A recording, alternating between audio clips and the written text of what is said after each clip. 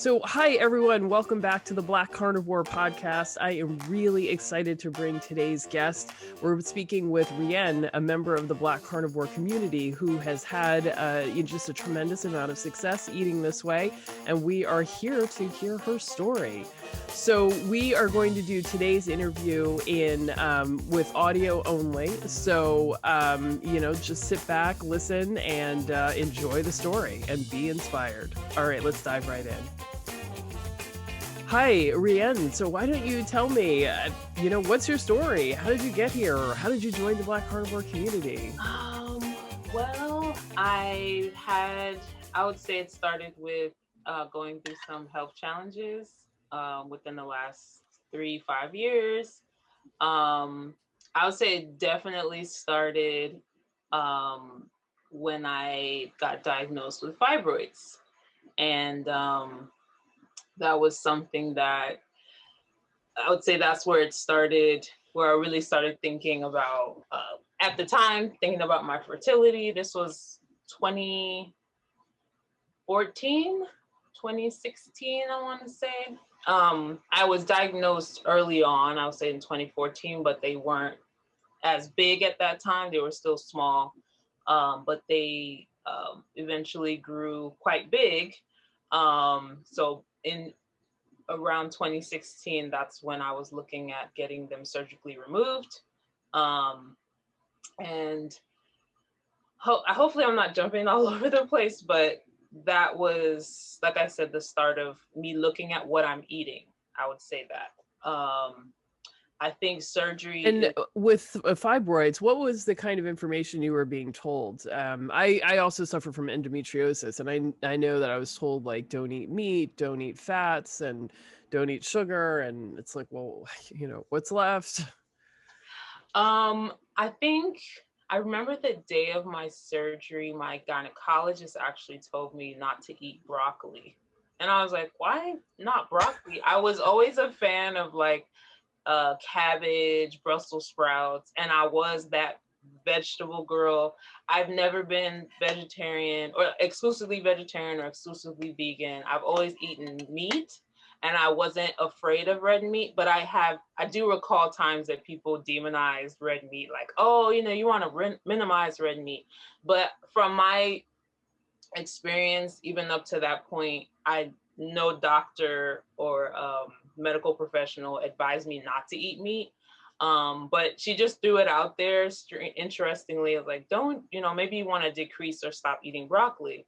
So me being the nerd that I am, I started investigating what I learned, the term phytoestrogens, or foods that are high or highly estrogenic, because someone who's developing fibroids may be very estrogen dominant or have a high level of estrogen. So I was like, okay, well, let me try to circumvent some of these issues by controlling or looking at what I'm eating.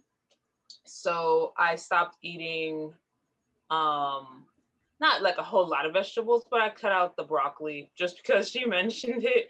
And then I, did my research. And so hummus, which is made of chickpeas. Chickpeas are highly estrogenic or have a lot of phytoestrogens,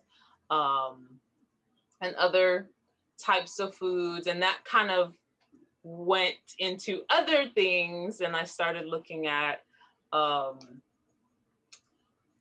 just even some, I would say, dairy or chicken, and like things that, again, can lead to or contribute to, any type of growth in the body, especially pertaining to fibroids. So that was one health challenge. The next one had to deal with retinal. I was having some issues with my eyes, and I had to see a eye surgeon for that. And then the big one was being diagnosed with a brain tumor. And I don't have any family history. I didn't even have any symptoms up to that point. It literally was, went to the emergency. I was having like some symptoms, like just strange, like, oh, I don't know, what is this? So, went to the emergency and they did a CAT scan. And before you know it, they just said, we found the mass. And excuse me? So that really snowballed into my health journey. So Slash wait, in a carnivore. very short time period, you had a lot of growth going on, both from fibroids and then in a mass in your brain. And did you have surgery for both of these issues? I had my fibroids removed within, that was in 2016. Then in 2017, August, I had the brain tumor removed. And then December 2016, fibroid removal, brain surgery, August 2017. And then I had a cyst removed, a barium cyst in 2018, I believe. I'm trying to get all my dates, but they were within, A a very year. short time period. So Yeah, all essentially happening simultaneously. yeah. And I'm Wow. still being seen for just some. It's not necessarily degenerative. I've always worn glasses, but just for I'll say I'm seeing different, specialists for different things, but that made me hyper aware of, okay, what can I do to take care of me? And I've always been active. I've always exercised. I've always had that component, I guess, that active lifestyle. But these things, these various health challenges really caused me to think about, okay, and like I said, earlier, it snowballed into like me really looking at what I'm eating. And after the brain surgery, I think that's when um, well, 6 weeks of rehab or rehabilitation, doing the occupational therapy, physical therapy, um, you name it. And if I'm trying to like cover a lot and Mhm. try to No, it's give you okay. a Take your time. synopsis. Um, but that was really hard, obviously. But I think that it was through that process that I really got to learn about the like mind body connection and really wanting to gain my physical um independence and like I think I'm all over the place, but I um I want to focus on what that journey did for me in terms of looking at what I'm eating. And out of that, and we can, go back if something is unclear or vague, but out of that, after the brain surgery, I gained a good amount of weight. And it didn't slow down my recovery process, but I would say I noticed the joint pain in my body. And it was enough for me to say, hey, I don't want to be at this weight. I was over 200 pounds, even though people couldn't tell, I could feel it. And again, if we rewind to my fibroid journey, to that point, I'm already kind of looking at the things that I'm eating and, what is in these foods. I definitely became more informed about whole foods versus processed foods. Things that are estrogenic, even drinking out of plastic versus glass. Yeah. Yeah. So just really taking some time to review how I'm, doing things in my daily life. But I think with the weight gain and wanting to have a smooth recovery process, I was like, okay, that was a springboard to consulting with a dietitian. And I actually did some journaling, food journaling, that she suggested at looking at what I'm eating, how often, and even when I'm eating it, how I'm feeling. That I did that for about 3 to 6 months. And it's interesting that on your past YouTube breaking your sugar. Hmm. I'm trying to. The sugar addiction. The Yes, woman, Florence Christophers. Yeah. yes. I completely identify myself as a sugar addict. I always say that I'm a former Yogurtland addict. Out here, where I live, Yogurtland, I don't know if they have that on the East Coast, but I would go to Yogurtland for no reason. I would just Wait, anything is this for frozen yogurt or is it yes. yogurt? Oh, okay. Okay. Gotcha. And I think I was very ignorant about carbs and how and sugars, and it just wasn't, a thing that I really thought about. And I just thought food was food, calories are calories. But clearly I've come very far. But with my food journaling, I noticed the frequency at which I was intaking Yogurtland, and interestingly, that food journaling led me to reflect about some of my past eating habits. So before there was Yogurtland or frozen yogurt or ice cream, I remember back in college, I they did some renovations in the cafeteria and they added an icy machine. I would get 2 8-ounce cups of ices, and they're very sweet. I mean, kind of like the ices you find at 7-Eleven or I would literally just start having 2 cups of those at every dinner. I don't know why, Yeah. but of course I noticed it was sweet and it was cold.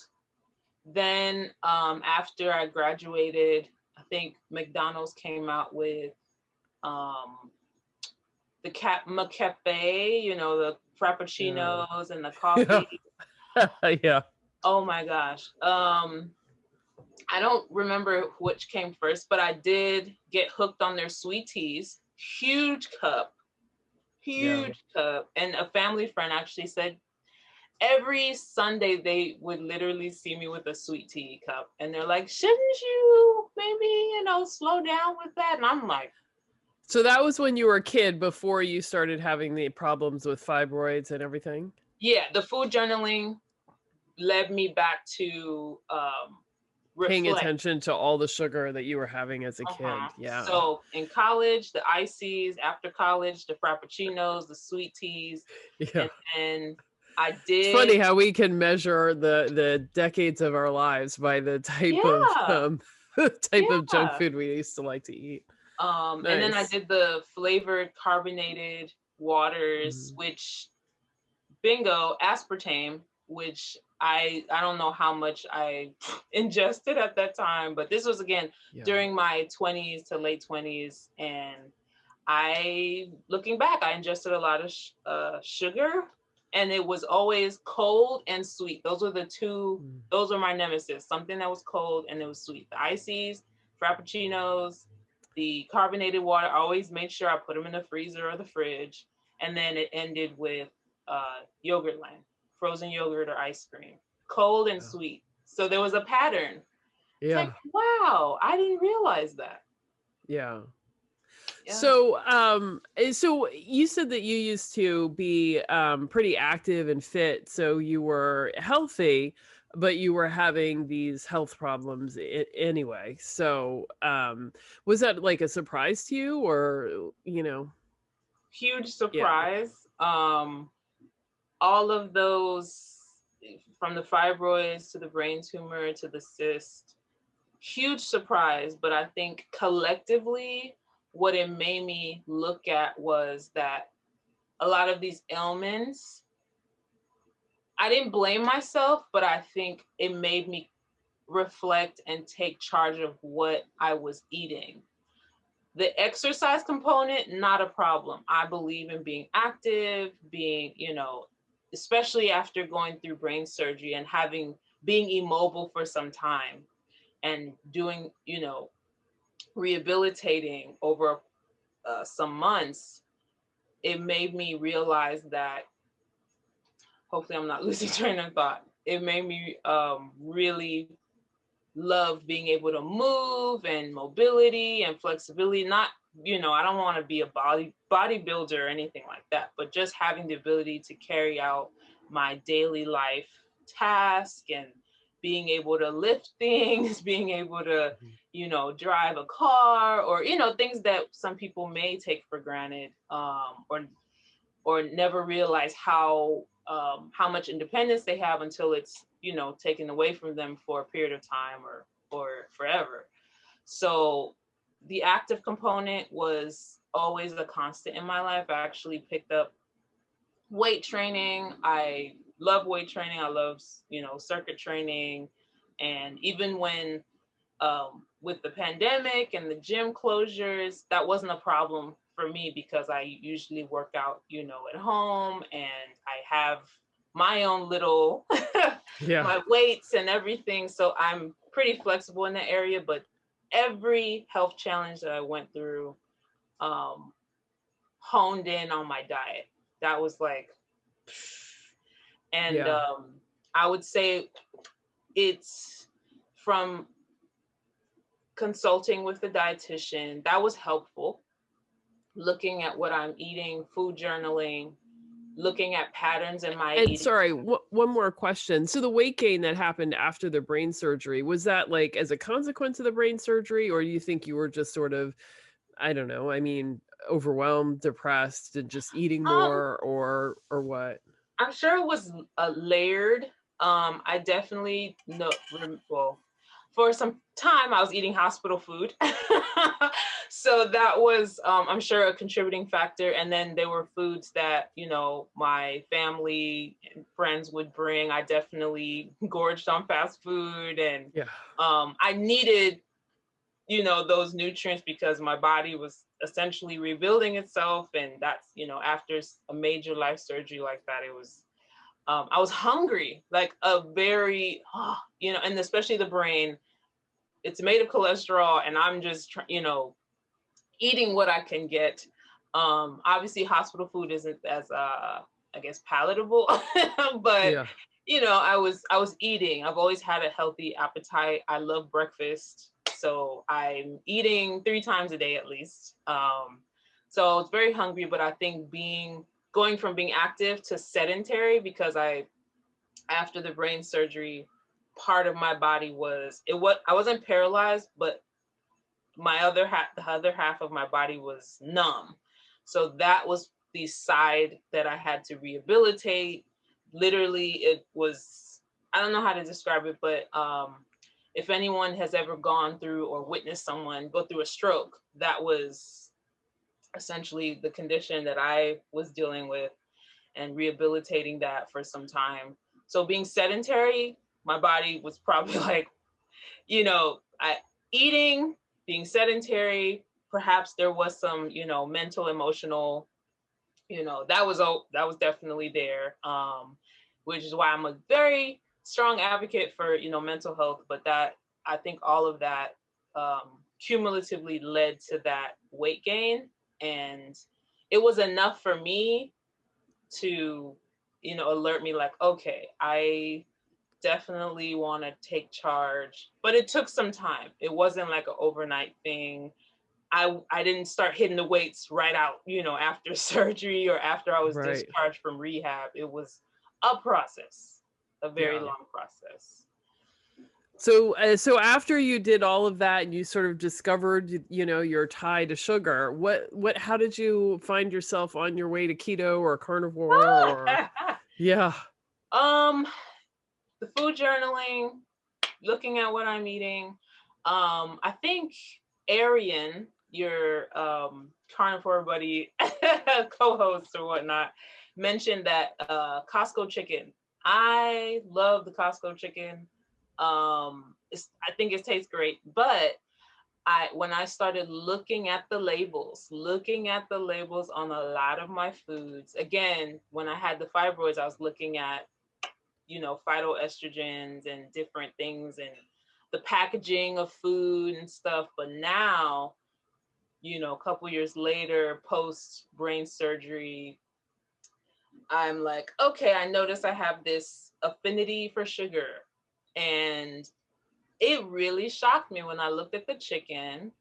or even different protein sources. I love sausages. A lot of them have sugar in it, and it may not even say sugar. It says dextrose, or it might say sucralose, or it might, and it's like, oh my goodness, even ketchup or Mhm. food items that. So that spurred me into really scrutinizing what I'm getting when I'm going to the grocery store, whether that be Costco or Rouse or Kroger's, what have you.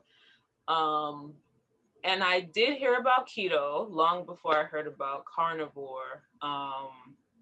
So I went the low carb route first, and still eating a good amount of vegetables, primarily like green beans, Brussels sprouts, definitely those kale. I definitely was on the kale train for some time before I learned about oxalates and things like that. And during that time, I did while I was looking more into what's in my food, I did take a food intolerance test, or food intolerance, food allergy, and it showed when I got my results back. I did a swab and a hair sample and sent it in, got the results. I have an intolerance to spinach, to avocado, to it, like listed it, down. And I was like, wow, that would explain some of the, I don't know, intolerances or physical, symptoms that I was having. I just thought it was,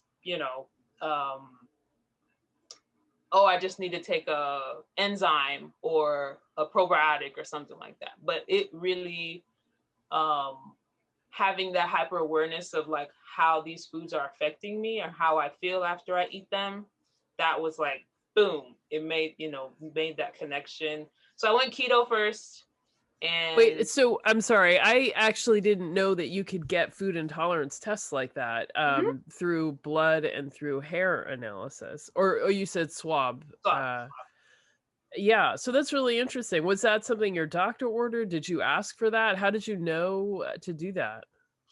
I was taking a lot of initiative and doing, ever since that food journaling and then having all these things happen, one on top of the other, I just really, um, how would I explain it? I don't know. It just, I, navigating the healthcare industry as a patient was very challenging. And I'm thankful, um, for the nurses and the doctors and specialists that I've come across. I definitely don't take that for granted, but I think it really made me more I guess, become more proactive about my health. And I was just saying this the other day that I think it's worth investing in your health now so it can pay you back later. Because there's a lot of things that, whether you're healthy, quote unquote, or unhealthy, I think it's there's a lot of things that the human body is exposed to and goes through that we may not realize that it's combating every day, whether it's pollution or the foods that we eat or even the daily stressors that we go through. So that, whether it was pure willpower or just really looking at, I think it definitely started with that food journaling and just reading labels. And it became, that habit turned into something else, and researching things, YouTube being a great resource, definitely coming Mhm. across the information and like, oh, and looking crazy. I think till this day, I still look pretty crazy. Like, what do you mean you only like, um, I would say the four things that I started to cut out after the dietitian and the food journaling and then crossing over into keto and now carnivore, um, sugar, processed foods, vegetable oils, and I want to say carbs. but that goes hand in hand with sugar. But once I started, at least once I identified those 4 things, I was like, okay. So that's actually a really great and very neat way to kind of think about how to go on your health journey. So I, definitely want to kind of talk about it that way with people. So you said no sugar, no processed foods, no vegetable oils, and no carbs. And what would you say was carbs? Did that include vegetables and fruit, or I mean, because that's where all of this, everything sort of falls Yeah, apart. I think it's a really good question, because I always thought carbs were like sugar is sugar, like what we think typically candy. Like in a box of Domino's, Yeah. Domino sugars. Yeah.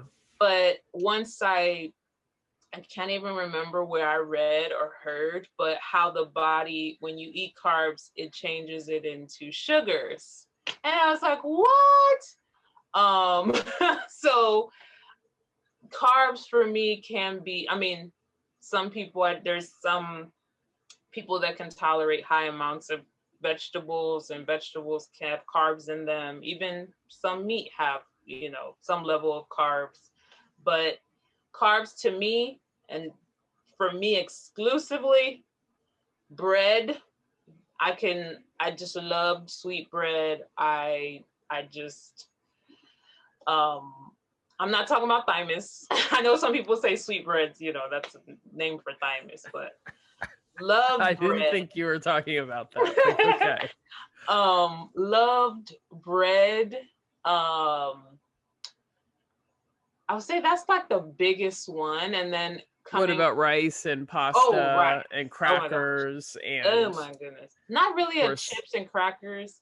I think that was another thing that came out of food journaling, like how often am I snacking? What am I snacking on? So that was rice and bread were my biggest. Vegetables perhaps wasn't as big of a problem for me, but I think the digestive issues with that and the intolerances definitely that's where I kind of weaned myself off of them. There are some vegetables that I could still, I guess on the low oxalate scale, that I could still handle in small amounts, but definitely nowhere near what I was ingesting before. Right. So, yeah, I think so. You decided to go on forward with those 4 pillars as your guide, and so this was after you had more or less recovered from the brain surgery and everything, and you have you so at that point, did you start to feel better when you cut those 4 things out? I would say the noticeable changes and things I was experiencing: cognitive clarity.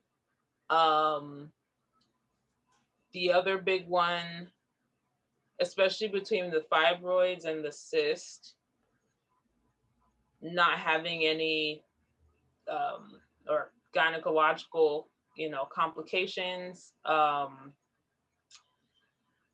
Cramping is virtually, now that I'm more low carb, zero carb, or carnivore, cramping is not a thing, especially cutting out bread and rice.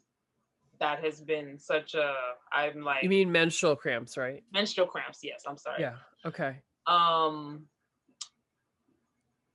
My periods aren't as heavy. They're regular, they're on time. I also track on my phone, so that has helped. The inflammation. And with the fibroids, do they, when you have surgery to have them removed, I mean, is it common for them to come back, or was that something that the doctors told you to look out for? They did. And have you been monitoring it? Are they regrowing or what? Okay. No, I mean, they did inform me that usually they come back, but at the rate that they grew before, they're not, growing, and they're still asymptomatic.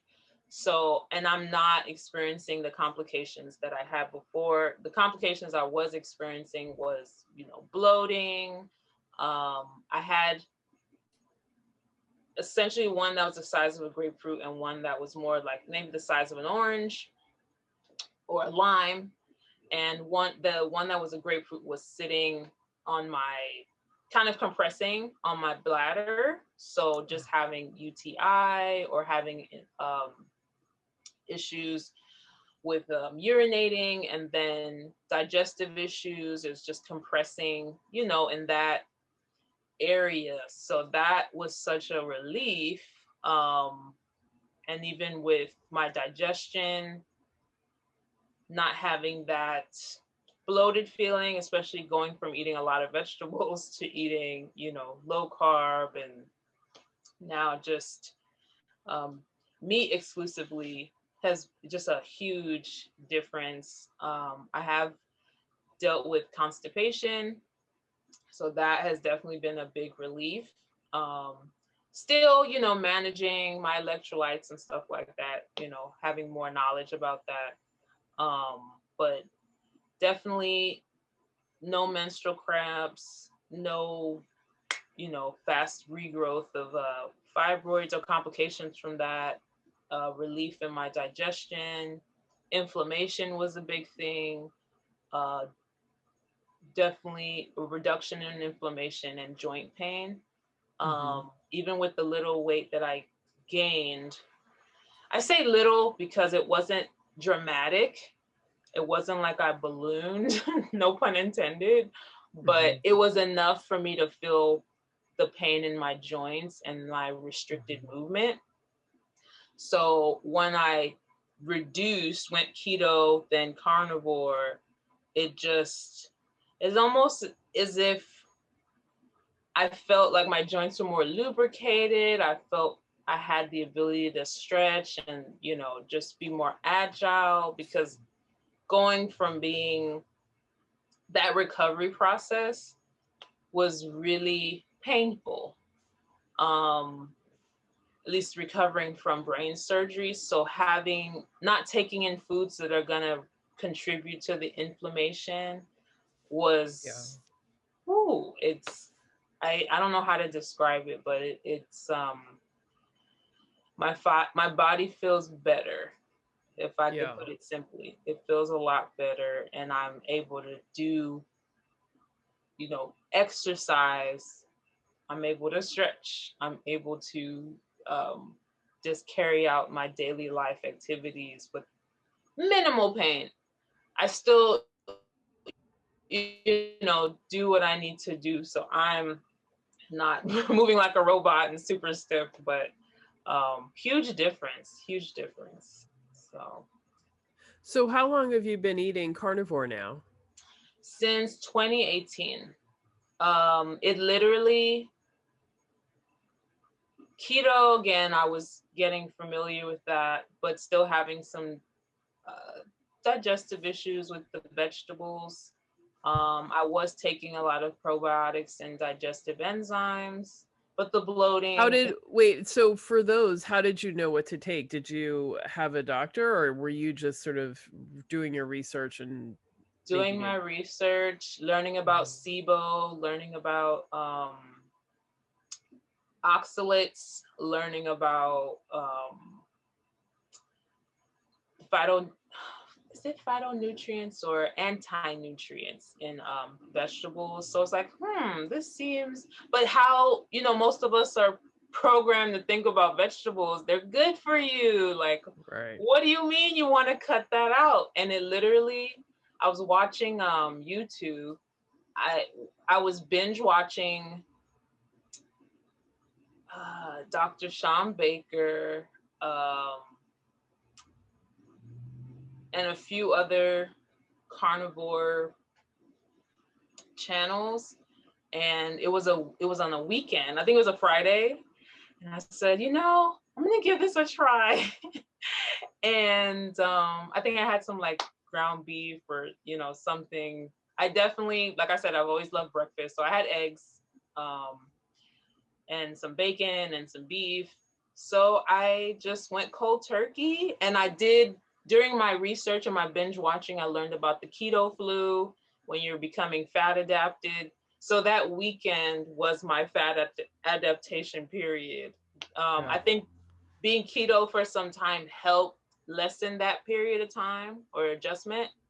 But that weekend, I just ate nothing but meat, and it was, I don't know, it was just really interesting because I did have the like headaches, and I just felt a little, I don't know, it felt weird, and I think mentally I was still struggling with the fact like I'm not getting any fiber, I'm not eating any vegetables, like what am I doing? Like am I going to be super constipated? And it was So just, were you taking the probiotics while keto or while carnivore? well, keto, but not Oh, okay. Okay. carnivore.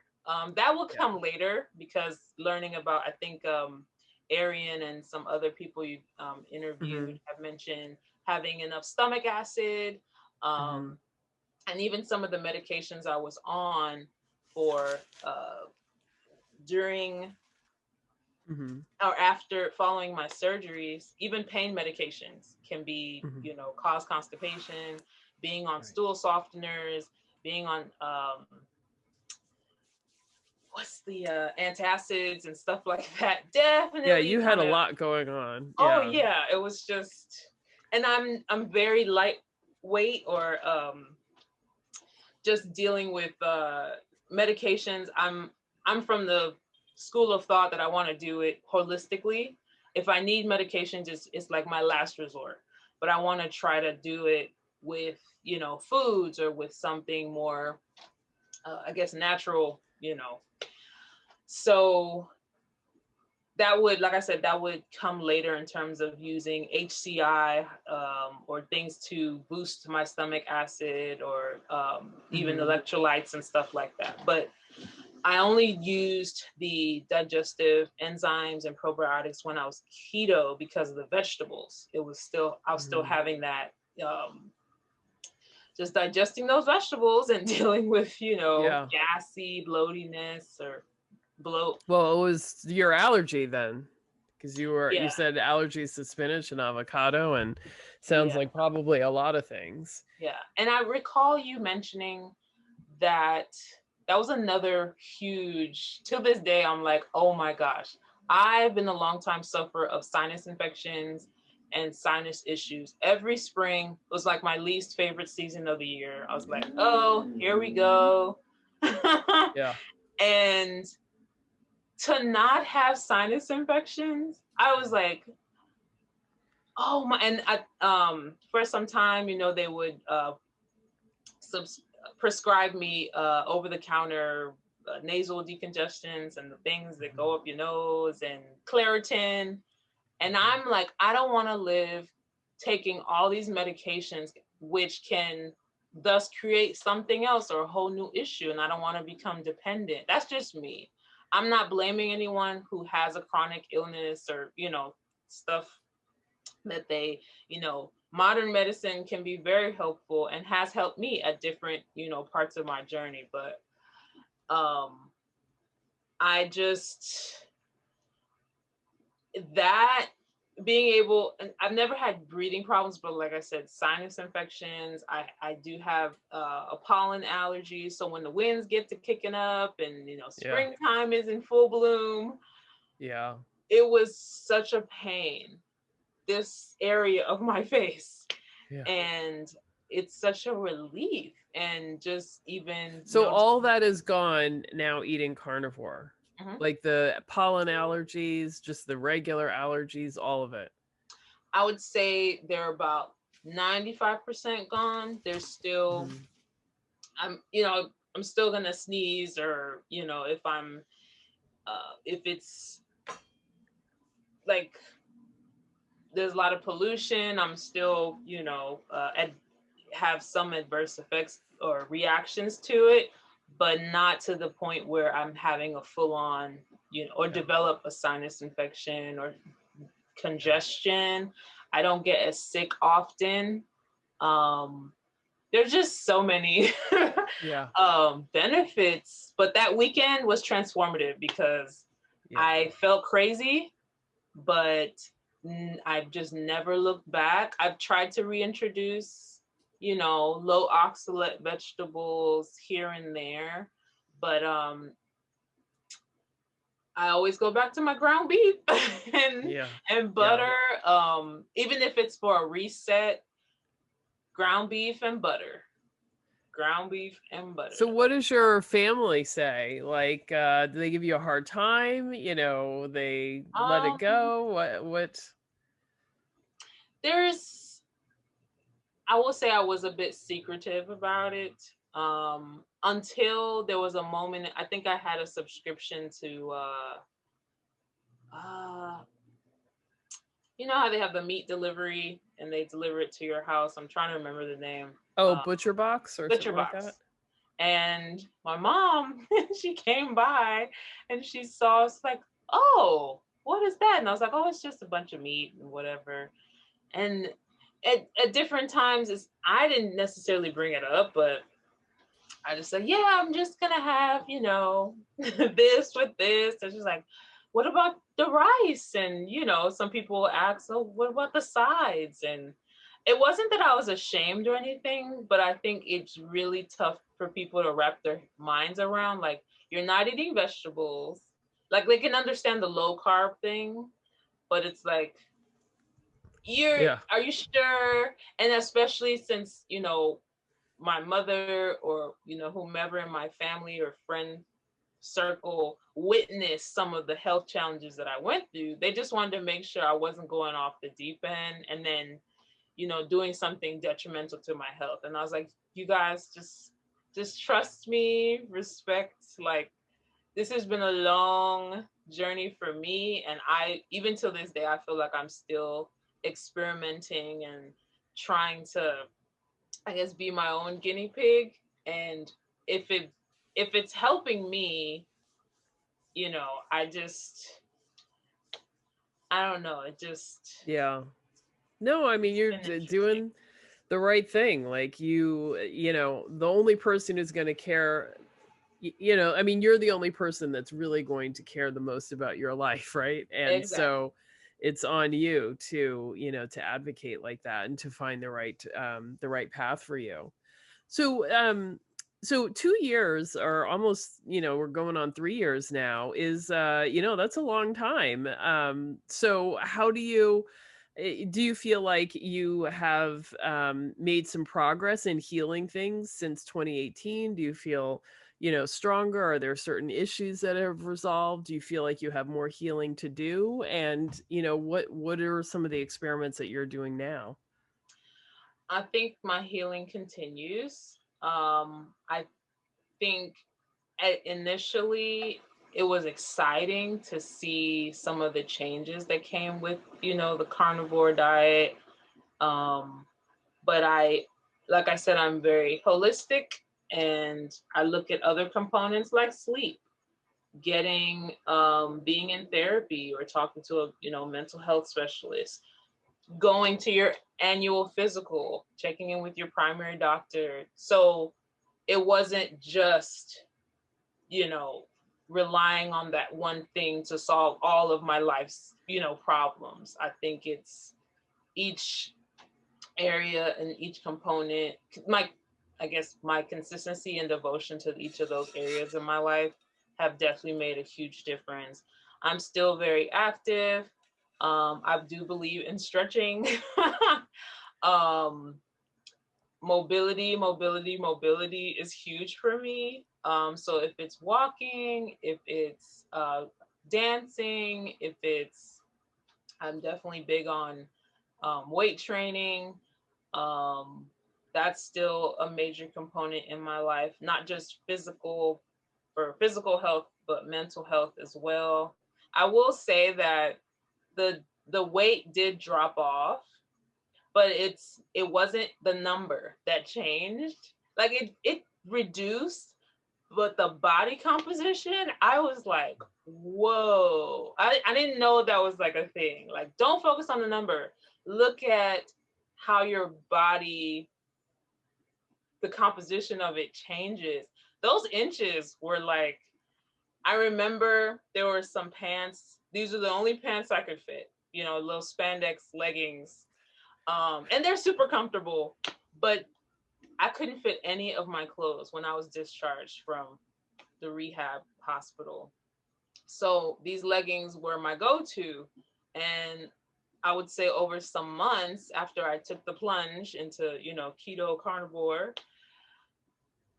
it was like, wait a minute, I got some room here. And like, just, it was so interesting. And it wasn't as if I was, you know, stick thin, and I don't know. It was just, that was phenomenal. It's interesting just what the body can do with, you know, certain with the changes that you make. Um, but yeah, the inches, body composition were on point. Although, um, my mom did comment, and she said, you know, don't get too skinny. And I was like, what do you think I am, Skeletor? Like, I didn't really per se see a dramatic change, though I felt it. Others, you know, from the outside looking in, they were like, yeah, you're like, whatever you're doing is cool, keep doing it, but just don't go off, you know, the deep end. And they just wanted to make sure I wasn't developing, you know, some eating disorder, and it was nowhere near Right. that. And I think in the African American community, it's I did struggle with that because, as I think African American women, we wear our weight well, but if you're not feeling good, if you have all these ailments, what is it worth? You know, the aesthetics of it might be pleasing to the eye, but I didn't, for me, having that extra weight did not make me feel good whatsoever. And I decided to take charge of, you know, okay, that's nice having the, you know, the plump booty and the nice thighs, but I just like this, my knees are not liking this. It's not for me. I'm sorry. Like, Yeah. that's, you know, what it is. I mean, And I think that's a great point because, you know, one thing I really like in our community is that you know, we appreciate, you know, a broad range of size, yes, and we have a lot of body positivity, which is great. But if it's, you know, if you're like physically not feeling well, you know, that's something to really take into consideration, big time. and the kind of weight that you might be able to carry, you know, as a 20-year-old, as you approach 50, you know, it's not the same thing. So, you know, I do struggle in terms of thinking about how, you know, how I think about weight. You know, it's I mean, it's and you know, even talking about and concerning myself about other people's bodies and what they should or shouldn't be doing. It's just kind of like, oh, you know, all of that. I don't know if you had seen the conversations about the Cosmopolitan magazine covers from Mm-hmm. earlier in the month, you know, where everybody had to comment, you know, about these women's bodies. But Mm-hmm. um, yeah, I understand what you're saying. So you decided ultimately that you needed to take that weight off. Yeah, I mean, I think when you're faced with your own mortality, not once, not twice, but three times, not that these surgeries were life threatening. I would say the brain surgery was a big, that was, that was like having the rug ripped from right under me. Um, I don't think it was, you know, in hindsight, you're like, whoa, there's so much, revelations, I suppose, or, you know, insights that you gain from when you, whatever challenges you go through in life, whether that's health, financial, relational. But that was, for me, I think the regret would come in if I walked away from that having not learned anything or changed anything in my life. It's like, Hmm. how can I best use this to inform the decisions I make about my life physically, emotionally, mentally, like I did, that's just where I'm at with it. So I'm unapologetic about it. It was like, that was a deal breaker for me in terms of, am I going to commit to my health? And it wasn't like I had severe chronic or even a sign from somewhere, oh yeah, 5 years ago or before this happened, I knew something was going to happen. No, I had no warning. So in my, mid 30s now, I'm thinking about things that some people would think about well into their retirement years. And I'm like, it's a interesting um, paradigm shift, especially when I did also struggle with that, being around peers and other people that seemingly can eat anything. That was another thing that I cut out, alcohol. I wasn't a big alcohol drinker, but I just was like, well, it doesn't make me, I never quite liked it. It was just social, like when I'm with my friends, hey, good time, party. But it wasn't something that I really liked. And usually I liked it when it was sweet. Yeah. And it goes, sugar alcohols and things like that. So Yeah. it was just like, nah, that was, I would say the alcohol was easier to cut out than the yogurt land. I was like, oh my God, no, frozen yogurt. But yeah, I was like, really, I guess there's no other way I can describe it. Just when you're faced with your own mortality and you realize how fragile life is, it's like, well, I want to make the best of it. God willing, however long I live, I want to have, nobody could say I didn't try, that I Yeah. didn't give it my all. And that's kind of what gives me my zeal. It's like, well, this has been interesting. It was very unpleasant. It was very, shocking. I'm thankful that I had that support system and the medical system and the insurance and, things in place to handle that. But now everything else is on me. So what am I going to do at the end of the day? And So now that you have gone carnivore and your approach and the way you're thinking about it, is very mature and very sober in a sense. So I mean, not alcohol, but just, very thoughtful and everything. yeah. So does that mean so you might not struggle with eating, cheating and having cheat days and cheat meals in the same way that other people do. Would you say that's true or? I still, yes and no. Okay. Yes and no. You won't care for me to elaborate or? Yes, please. If Um, you don't mind. I've definitely cut out, like I said, the bread, the rice, frozen yogurt, ice cream. Ice cream is still because it's cold and it's sweet. Something about those two.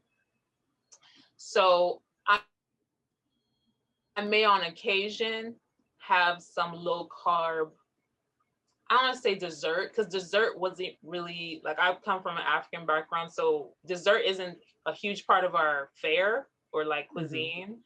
The rice, there's definitely some carb heavy meals.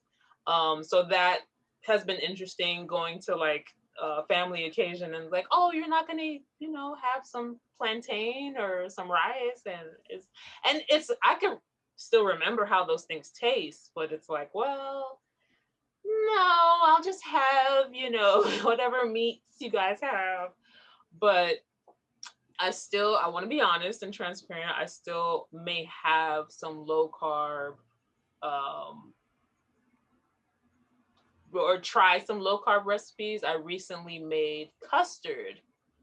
Um, and the only sweetener, and it's sparingly, is that I use is honey.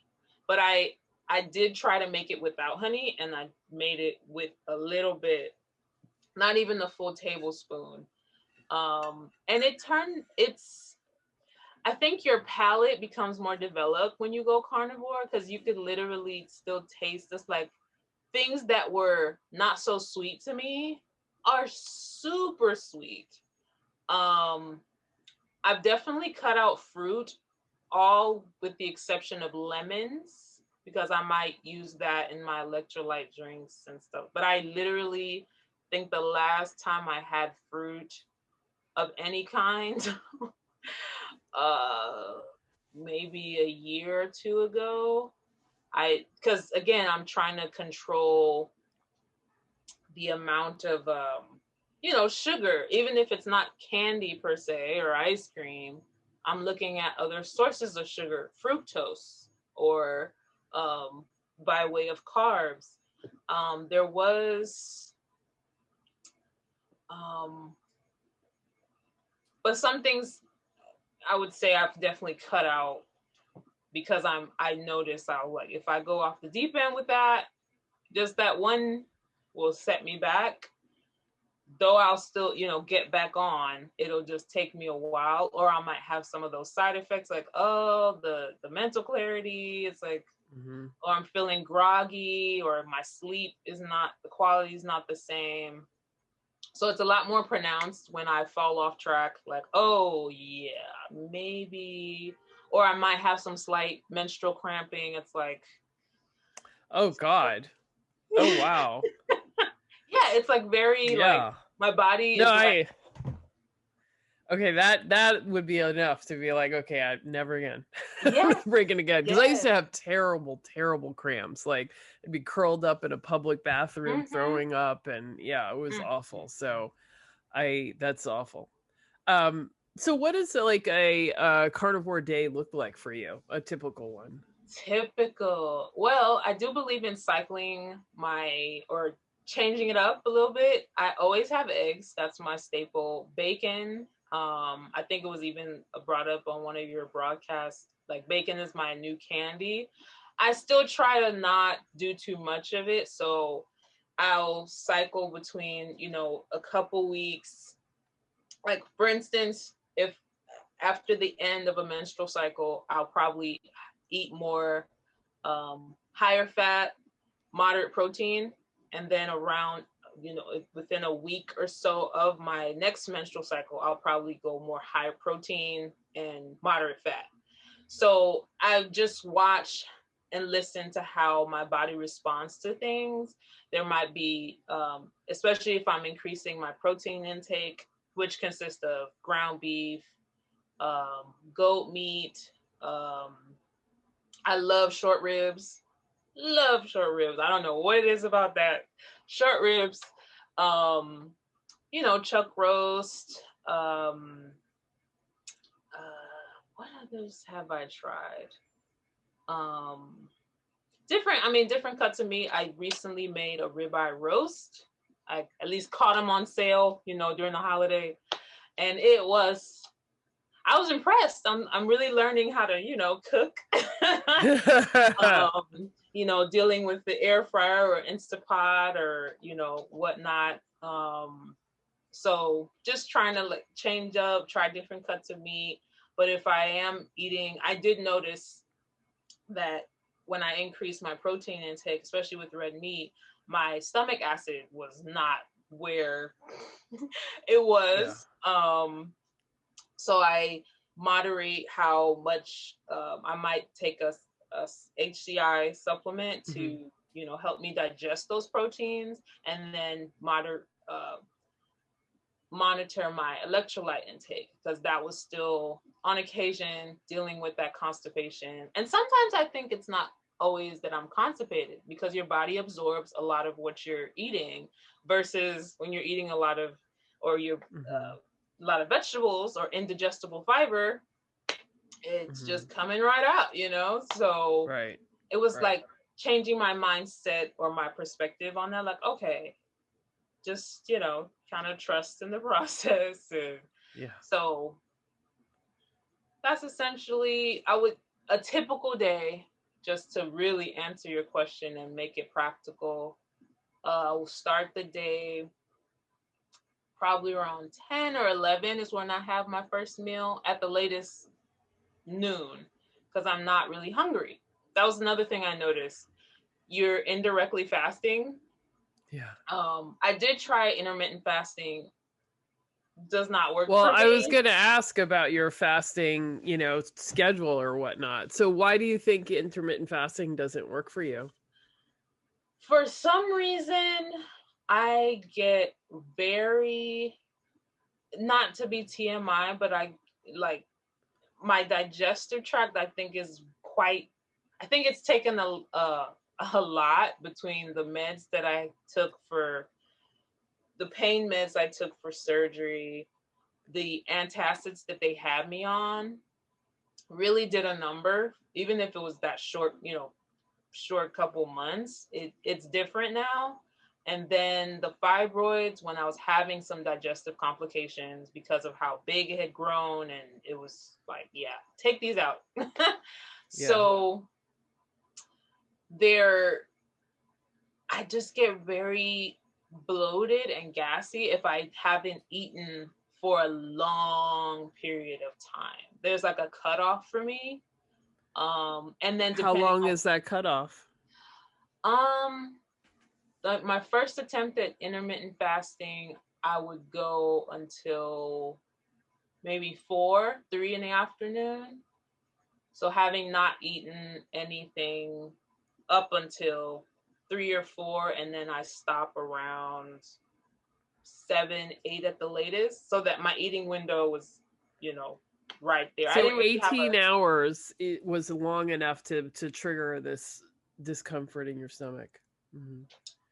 and I never really investigated it as much. I just know how my body felt. And even when I did eat, let's say, or I did eat my first meal, it was a lot more laborious for me to digest the food. So it really wasn't even a pleasant eating experience. I was just like, I just felt it made it worse. Even with the digestive aid, Well, it's, breaking the fast is actually, really important and not something yeah. that can be done easily. And I feel like I read the blogs and Reddit and watch YouTube videos, and people are like, "Oh, I fasted for, 48 hours and I'm going to break my fast at my friend's wedding." And I'm thinking, "Oh, that's going to be so bad." Yeah. But once I really accepted like the instructions for how you break a fast, Mm-hmm. I think I saw a lot of benefit. So sometimes they say, you start with like a cup of broth, and then an hour later, like very lean protein with no fat and a small Mm-hmm. amount, and then a couple of hours later, a little more of that, and then the next day you can have like a regular meal. Yeah, So definitely. I was ignorant of that during that whole time. And I think another big piece for me with the brain, eating nutrient dense meat cognitively, I kid you not, and then more, um, well, that's another thing, fried foods. I have to be careful with that. But with healthy fats, animal fats particularly, and protein, my cognitive functioning is a lot more, sharper. And I just noticed the difference in those fasting periods were a lot easier if the meal I had the day before was consisted of at least one or both of those things. Now, if all I ate the day previous was, some measly vegetables, no animal fat, no protein, I was just dull. Mhm. It was such a big difference. And I agree with you with the broths and, things of that. It just, my body was like loud and clear. This ain't it. So, And but well, that's it. The body's a final arbiter, so that's oh all that yeah, matters. yeah. And my brain functioning is very important to me. So I was like, okay, I need my protein in the morning. But again, it still naturally occurred later in the day. So perhaps some people will call it brunch. So around 11 a.m., 12 noon, I'll have eggs, some bacon. Sometimes, if I was really famished or I just felt like I needed a little more protein, Sometimes it would just be ground beef and butter. And, Mm-hmm. that was, especially, like I said, around a week or two out from my next menstrual cycle, ground beef is what I'm craving. Butter is what I'm Mm-hmm. craving. I'm a big Mm-hmm. fan of goat cheese, goat milk. So again, just getting those good old animal Yeah. So nutrients. you don't have a problem with dairy. That's cool. Definitely cow's milk is not Uh, agree. So even before I went carnivore or keto, goat's milk was like my go-to, and that I definitely dabble in that. I have to be careful with the cheese though. Something about cheese. So goat cheese doesn't have that addictive effect on me, but cheddar cheese, cream cheese, and especially cheeses that have fillers in them, or even if it's a keto creamer, if it has xanthan gum, if it has carabine, carrageenan, especially for sinus sufferers, I noticed a huge difference cutting those things out or staying, finding ingredients that are a little more natural or don't consist of those things made a huge difference, especially if you're dealing with inflammation or mm-hmm. things of that sort. So that breakfast, usually eggs, bacon, ground beef, and then I get hungry again usually around 4 in the afternoon, and that's when I'll have my dinner, and it's pretty predictable.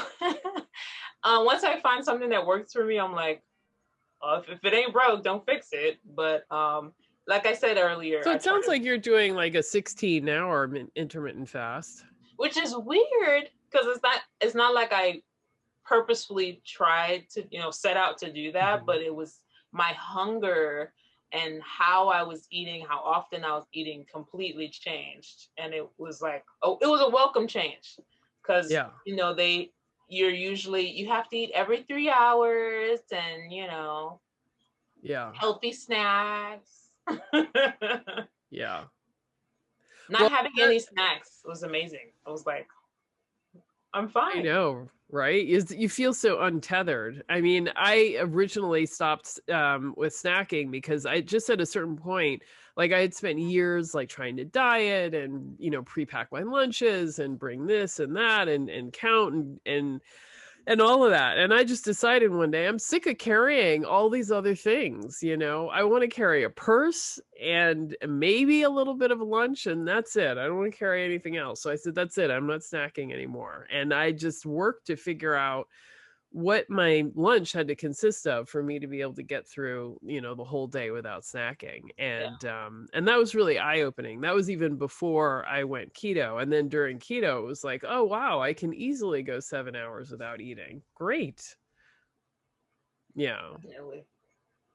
So what's next? Are you still, I mean, do you have more health goals that you're working on, or are you just trying to coast on staying young, slim, and healthy? Well, I'm definitely always gonna be active, dancing. I do more low impact workouts because I want to protect my joints and I want them to be, with me till the end. Right. So I'm very particular about the type of exercises that I do. I'm not, out here trying to be the best CrossFit person or running marathons. Kudos to those that do. No hate at all. I just find that those exercises that best suit me. I'm definitely huge advocate for weight training, resistance training for women, especially muscular, maintaining that bone density, especially as getting older. Um, I have been experimenting with Sole water because I'm still trying to figure out that adjustment. What's the right amount of electrolytes for me? And I remember that big push. Drink water. Drink. I have a 32-ounce bottle, and it's like, all right, let's finish that in one day. And so still trying to find that healthy medium. of staying hydrated, but not to the point where I'm, getting rid of all my, those vitamins and minerals. I do not take any vitamins outside of my electrolytes. So just being mindful that I'm not undernourished or Mm-hmm. um, doing any undue, I guess, harm to myself.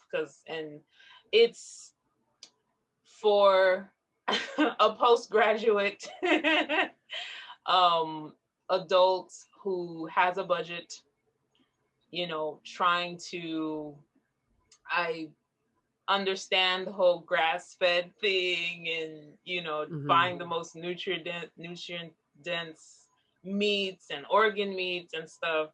So I'm doing my best.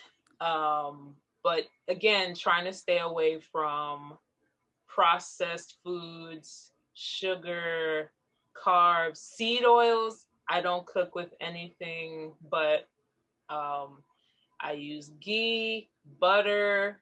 Um, I did purchase, what is it called? The kidney fat. I forget what it's called. Oh, suet. Suet. That was a little different because it's tasting. I don't do it raw. Um, I just render it down in the Instapot, the little slow Mm-hmm. cook method, and then um, use the rendered portion of that.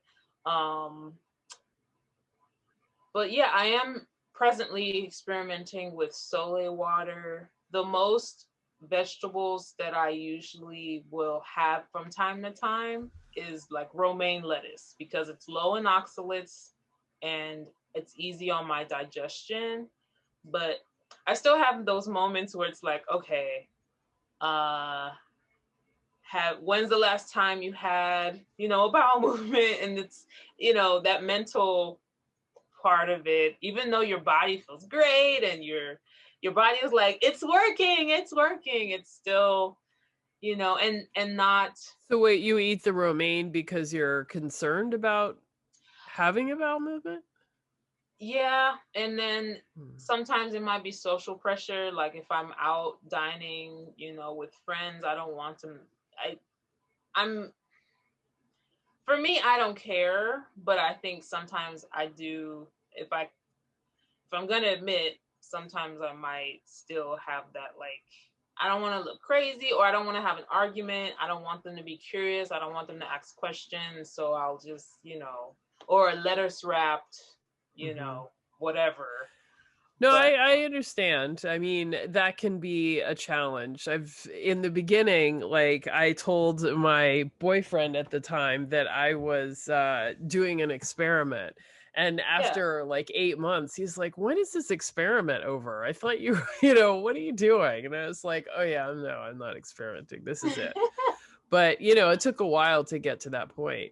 But, but I think it's interesting that what you were saying about feeling regular, I think it's important to remember that, what you said was right. Like if you're eating really nutrient dense food, you're just not going to have as much waste. And so it just, unless you're feeling uncomfortable and, like you need to go and you can't, there's not really a problem, even if there are longer stretches. So, I think that we have this notion that we must go to the bathroom daily, and that's Mhm. not necessarily the case. So I know it's not for me, so Mhm. I don't know.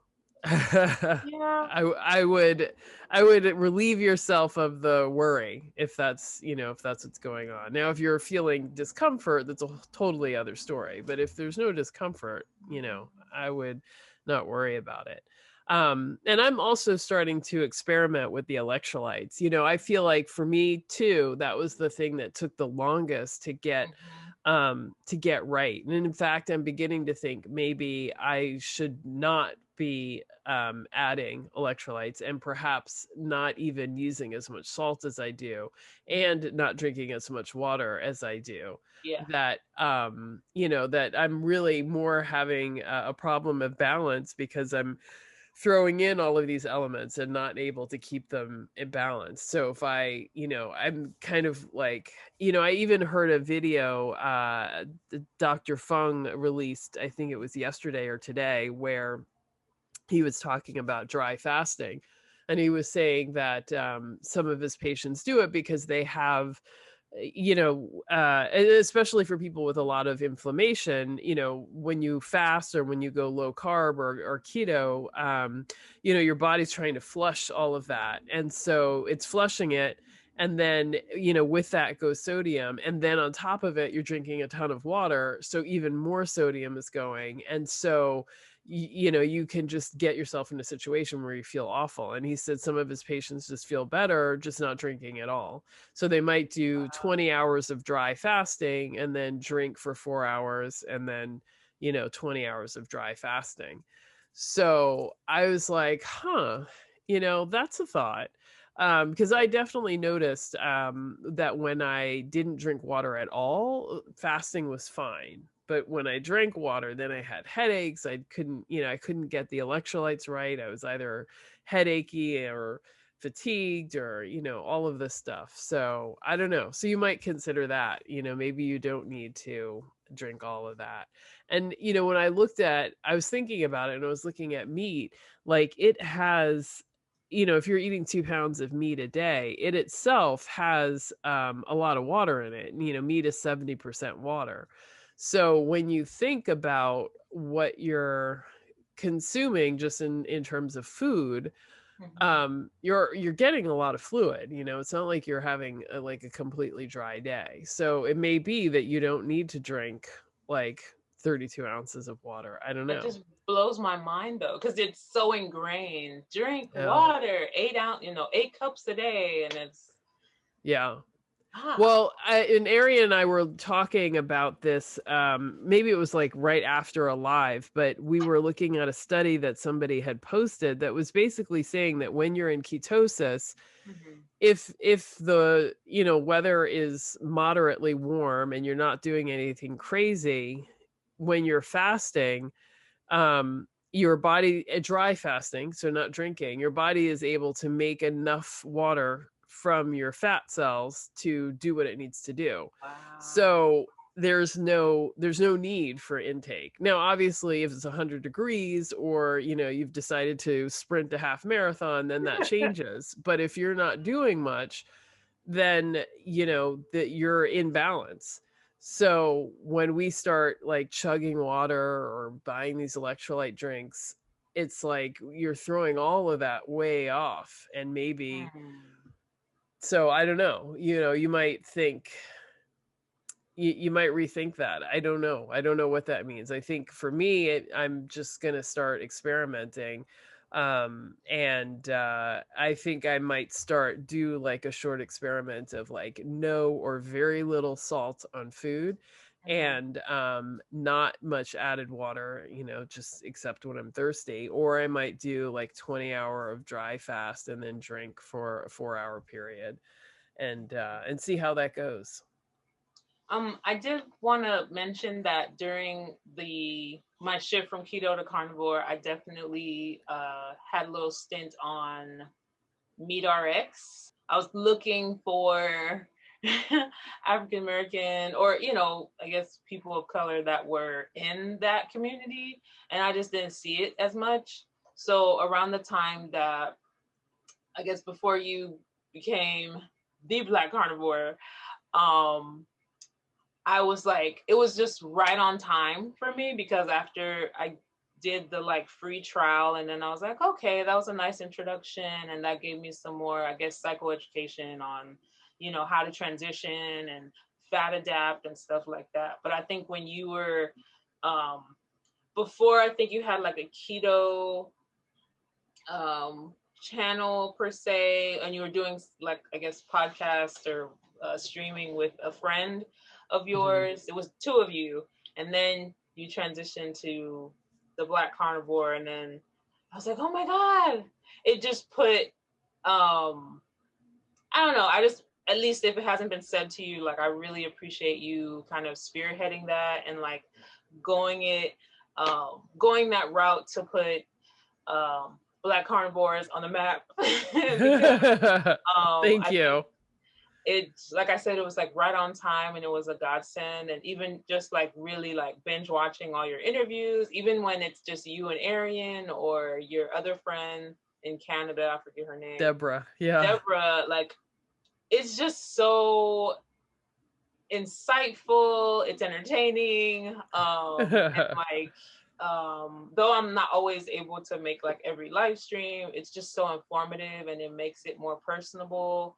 And just knowing that there are other, crazy people eating just meat, or at least, making that shift. Like I don't have an issue listening to like other um channels and platforms, but it definitely, I don't know, it just makes it, brings it close to home, and it makes me feel less isolated, because that was definitely something that was, I can admit, I was experiencing, and I just felt like really strange. And I'm like, am I the only like Yeah. Black person that is really not on the carb train, or at least trying to cut it out or reduce it? And Yeah. Well, that's yeah, why I named it Black Carnivore. So if anybody was like, is anybody else doing this? They could yeah, easily Google it and find me. So, and so that's why, that name really worked.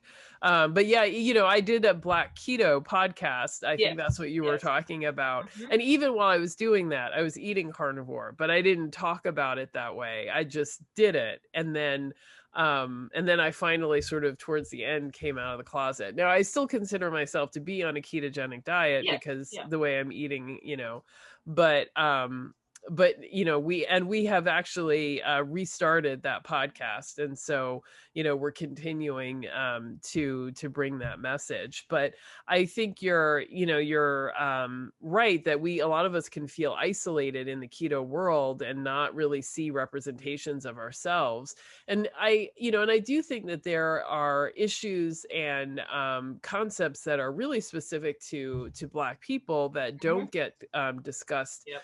um in some of these other spaces. And also I feel like I'm concerned about weight, somewhat for aesthetic reasons, but a lot of it for health reasons. And I feel Hmm. like there are a lot of spaces where that, can be very unhealthy, and where people are very focused on weight from a, aesthetic perspective. And I just don't think that that's helpful, especially for Black women who, are very often struggling so much with very real health problems, plus, carrying the weight of family and, and running a household and all of that. It's like like making someone feel bad about their body on top of all Yeah. of those things. It's like that's just not helpful. So I really wanted to have a space where we're concerned about how we're eating for health reasons, and to, support like every step that somebody's taking to eat better, just for that reason, and not really get like all tied up with like Mhm. appearance and body size and body weight and all of that. So, so I think that is actually something that is somewhat unique in the Black carnivore community that I'm not finding in other places. So, Yeah. I would say not to hold you up any further, but the biggest challenge is knowing how, making that jump into carnivore or keto carnivore, wherever people might be on the journey, making those adaptations for yourself, but wanting other people who you care about and love to encounter the same thing.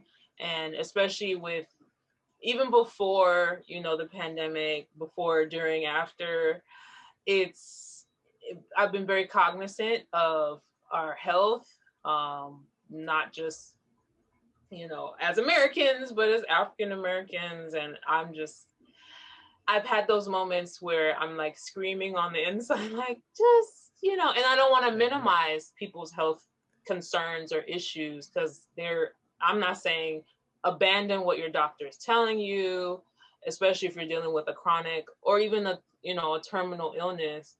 I don't want to minimize that at all. But I think some things could be alleviated, or mitigated somewhat by way of changing our lifestyle, changing our dietary lifestyle. So it's so real for me, but I have those moments where Yeah. either I feel like the crazy one in the family or the crazy one in the social group. Um, I've gotten better with that, but it's when it comes to the health of my, family, friends, or loved ones. I'm not stuck up or anything. I just sometimes I think initially I was very forthcoming with the information, and some people were like, "Okay, great, thanks for sharing." And then I kind of had to learn how to just Yeah. go about my life. If someone is curious about it, I'll share. But if not, to I mean, each. I totally appreciate what you're saying, and I'm trying to figure out where I fall, Mm-hmm. in that scale myself. And a lot of people are kind of like, "Oh, you do those crazy things. That's just you." And I'm like, "No, I feel great. I look great, blah blah blah." And they're like, "Yeah, but you just always were." And it's like, "No, don't you remember 5 years ago when I was like 80 pounds heavier? Like, no, I wasn't, this wasn't something that just was bestowed upon me. I mean, this was, an active choice I made, finding a path to health. But I think after years of eating this way, I think people are kind of becoming a little bit more curious about what it is I'm doing and taking it a little bit more seriously. But I think, like you, I'm trying to decide, how to talk to family about this. I mean, like I have an aunt who had a stroke earlier, like in May or June. She was in the hospital. Her blood pressure is still not really under control. And Wow. and the doctors tell her to eat low fat and exercise, and she's doing these things, but she's declining, and we can see it. And it's kind of like, I just don't know how to, like, talk to her about this, because there is a solution that, could potentially help. But it's a big overhaul, and that side of my family, no one's really been very obese. So Mm-hmm. I think it's even harder for people who've always been sort of slim, like they've never thought about food at all. So, to try to make drastic changes in the way you eat, is just too difficult. So, yeah, so I don't know. I still struggle with thinking, maybe I should push harder. I should have pushed harder with my mom, maybe. She also carried a lot of weight and was, of course, fully addicted to sugar. Mm-hmm. And I think that she wouldn't have had, perhaps she wouldn't have gotten cancer if she hadn't been so depleted by the sugar, Mm-hmm. which we know, like, there's so much research linking sugar and cancer that Mm-hmm. it's really not surprising. So so yeah, I struggle, and I feel like this year perhaps, I want to be more aggressive in my messaging with Black Carnivore. So I don't know. So I'm thinking about it. So if you have ideas, please, like, let me know.